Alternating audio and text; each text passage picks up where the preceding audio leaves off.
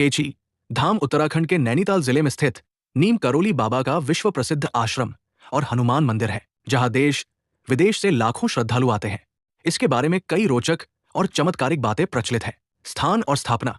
कैंची धाम उत्तराखंड के कुमाऊं क्षेत्र में कोसी नदी के किनारे नैनीताल अल्मोड़ा मार्ग पर नैनीताल से लगभग 17 किलोमीटर और भवाली से करीब 9-10 किमी दूरी पर स्थित है।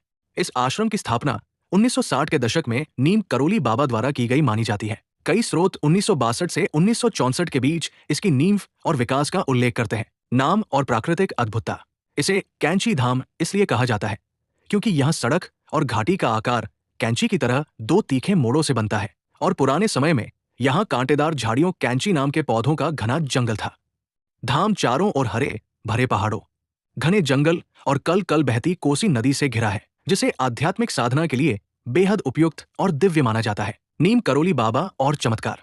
नीम करोली बाबा को कई भक्त हनुमान जी का अंश या कलयुग में उनका अवतार मानते हैं, इसलिए यहाँ हनुमान जी के कई मंदिर और विशेष रूप से बाल हनुमान मंदिर स्थापित है। प्रसिद्ध कथा है कि एक बार भंडारे में घी कम पड़ने पर बाबा ने नदी से पानी मंगवाकर कड़ाही में डलवाया और वो घी में बदल गया।